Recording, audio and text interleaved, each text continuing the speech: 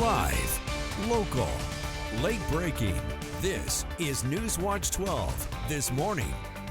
Good morning. The time is 6:30 on November 13th. Welcome to Newswatch 12 this morning. I'm Carlos Murrieta. We're taking a live look out at Mount Shasta from the Mount Shasta Resort. We first want to turn over to Storm Tracker 12 meteorologist Sarah Kress for a look at our Thursday. And Sarah, right behind you, we see rain obviously across our region, but when can we expect to pick up a little bit more?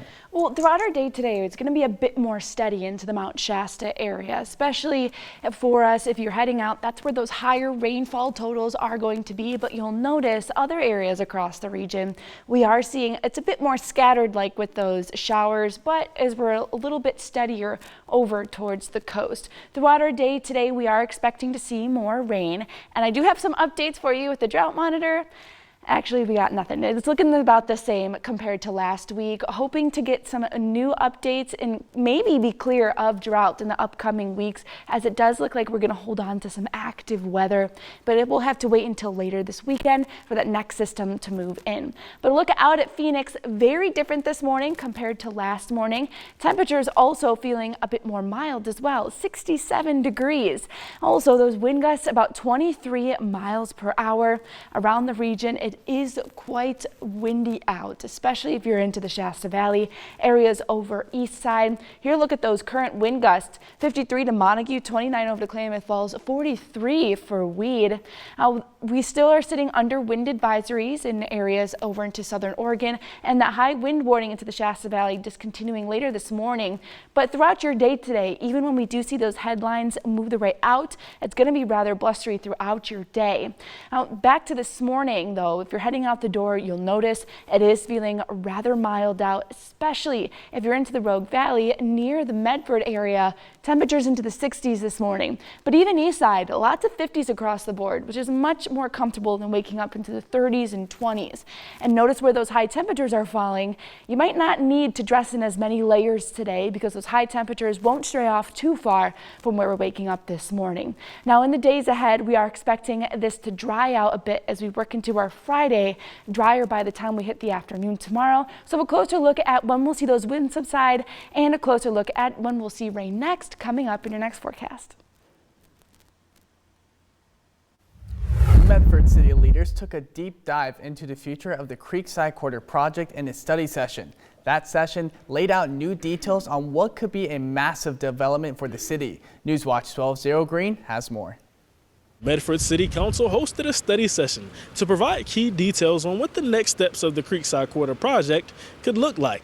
The session outlined several key components of the project, including a baseball stadium and a conference center. City Attorney Eric Minton began the study session with an update on the west side of the Creekside Quarter, which would include the project's earliest development of a conference center. I've been talking with the attorney who represents the developer who's been working on it. There's a lot of positivity coming out of those discussions, but nothing locked down, ready to share. He also provided details on how the proposed baseball stadium could be funded. One of the primary components we'd be looking at in order to build that would be tax increment financing. After Minton's presentation, the mayor and city council shared their thoughts on what it would take to progress the project. We've heard some of the status updates, and there's positivity there, but there's a difference between positivity and signature.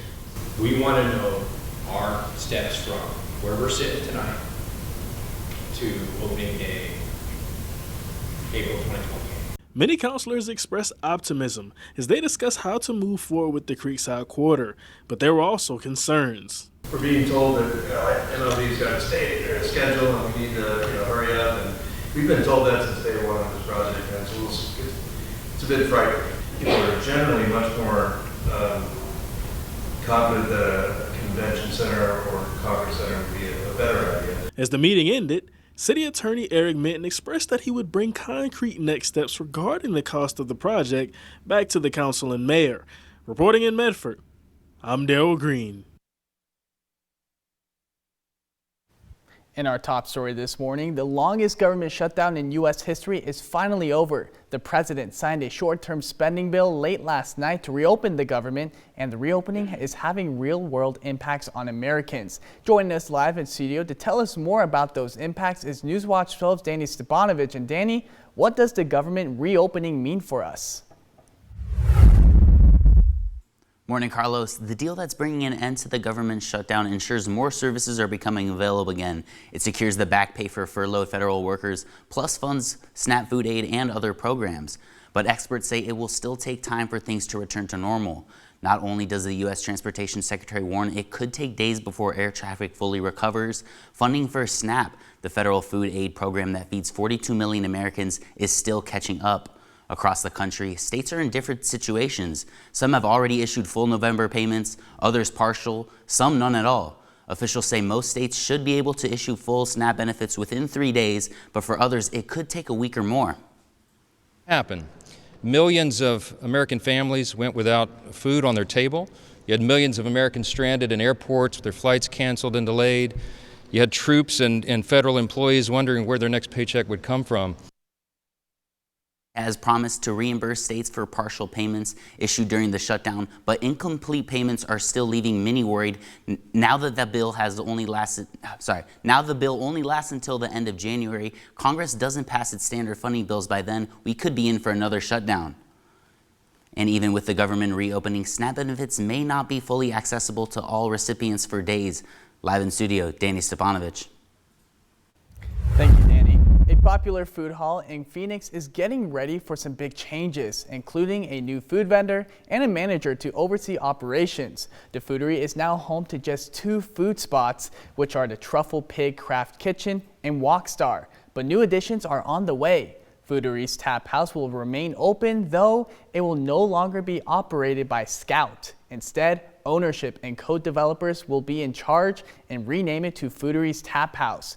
Co-developer of Foodery, Eric Herron, told Newswatch 12 new food establishments are already lined up to move in soon, as Northwest Pizza will be one of those additions. This is a really busy 5 restaurants and a tap house environment, and you do need a full-time manager here. A lot of times when something were to go wrong, people weren't sure who to talk to, and I'm happy to be that person. I want to make sure everybody comes here, has a great experience. Aaron added that 2 additional food vendors are in discussions to open at the Foodery by Christmas or mid-January. In addition, 2 new tenants, the Foodery is making internal changes to improve daily operations. And we're learning about a woman in Jackson County who has been sentenced to 5 years for a murder-for-hire plot against her husband. Cheryl Ann King was found guilty of solicitation of murder in the 1st degree in a 2-day bench trial without a jury. Investigators say King tried to hire someone to kill her husband during their divorce, and the person refused to do it and instead worked with police, recording King discussing the plot while the person was wearing a mic. She's now in custody of the Oregon Department of Corrections and will serve the maximum sentence for her charges. In news this morning, the Jackson County Expo has officially updated their addressing system along with Penninger Road in order to improve navigation, emergency response, and mail delivery. Those new addresses are on your screen right now, and this was done in partnership with Jackson County Development Services, the City of Central Point, and the U.S. Postal Service. And these 2 addresses will go into effect once the new building is complete. The Jackson County Expo mailing address and all facility entrances, along with operations, will remain the same. And moving into the fire watch, today Jacksonville will see a controlled burn, all part of an ongoing wildfire prevention efforts. Lamakatsi is conducting that burn near Knowles Road, southeast of Jacksonville, aiming for 16 acres. The effort reduces wildfire risk along West Bear Creek and the I-5 corridor.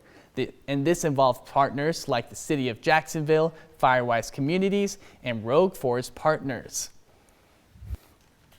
And in the Health Watch, Mercy Flights and Ashland Community Health Foundation are launching a new program to bring emergency medical care directly to homes across Jackson County. With the help of a $350,000 grant, Mercy Flights is starting a pilot program for seniors and veterans. It aims to reduce hospital visits by providing in-home care through trained paramedics and telehealth. It really demonstrates thinking outside the box and coming up with ways to solve access to healthcare challenges that we're experiencing in our community in a creative way. The program also expands alternate destinations, offering more options for urgent care. More information on the grant and the program can be found on our website. Moving on to the School Watch, the Phoenix High School football team has been awarded a $2,500 grant from the Dave Ketchell Endowment of the Ashland Community Health Foundation after a big turnaround season. Now the funds will be used to purchase spirit packs, allowing the team to wear similar workout attire. The grant will also cover pregame and postgame meals on long travel trips, and equipment upgrades are also on the way. Coach Hall was also named the District 5 Coach of the Year after guiding the Pirates to their first playoff appearance since 2017. And tomorrow, it's the season of giving, and we're kicking it off with the Salvation Army annual Red Kettle campaign. Bells will be ringing a little earlier than in past years, as they're seeing a 50% increase in the number of people who need help. There are 20 kettles locations across Jackson County, with the South Medford Fred Meyer hosting a kickoff celebration tomorrow. Every dollar donated into the kettle will be matched with an additional $20 from local sponsors. And for a closer look at the event and the call for volunteers can all be found on our website at kdrv.com.